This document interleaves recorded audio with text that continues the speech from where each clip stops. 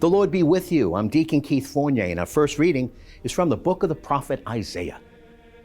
How beautiful on the mountains are the feet of the messenger announcing peace, of the messenger of good news who proclaims salvation and says to Zion, your God is king.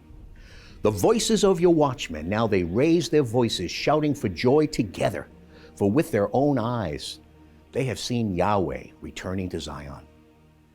Break into shouts together, shouts of joy, you ruins of Jerusalem. For Yahweh has consoled his people. He has redeemed Jerusalem.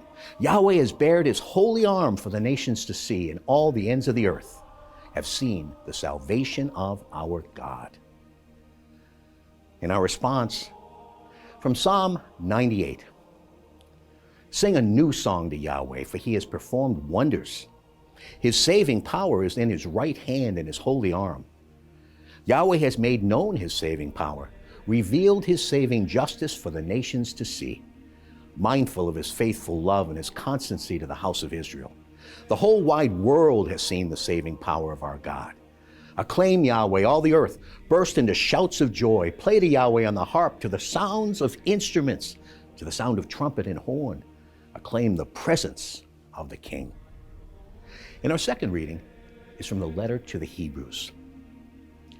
At many moments in the past and by many means, God spoke to our ancestors through the prophets. But in our time, the final days, he has spoken to us in the person of his Son, whom he appointed heir of all things, and through whom he made the ages. He is the reflection of God's glory and bears the impress of God's own being, sustaining all things by his powerful command. And now that he has purged sins away, he has taken his seat at the right hand of the divine majesty on high. So he is now as far above the angels as the title which he has inherited is higher than their own name.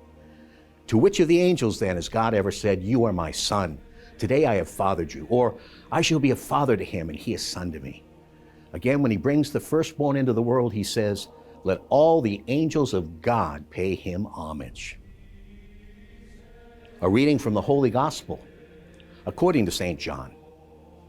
In the beginning was the Word. The Word was with God, and the Word was God. He was with God in the beginning. Through him all things came into being. Not one thing came into being except through him. What has come into being in him was life, life that was the light of men. And light shines in the darkness, and darkness could not overpower it. A man came sent by God. His name was John. He came as a witness to bear witness to the light, so that everyone might believe through him. He was not the light, he was to bear witness to the light. The Word was the real light that gives light to everyone. He was coming into the world. He was in the world that had come into being through him, and the world did not recognize him. He came to his own, and his own people did not accept him. But to those who did accept him, he gave power to become children of God, to those who believed in his name, who were born not from human stock or human desire or human will, but from God himself. The Word became flesh. He lived among us, and we saw his glory, the glory that he has from the Father as only Son of the Father, full of grace and truth. John witnesses to him. He proclaims, this is the one of whom I said, he who comes after me has passed ahead of me, because he existed before me. Indeed, from his fullness we have all of us received one gift replacing another. For the law was given through Moses. Grace and truth have come through Jesus Christ. No one has ever seen God. It is the only Son who is close to the Father's heart, who has made him known. The Gospel of the Lord.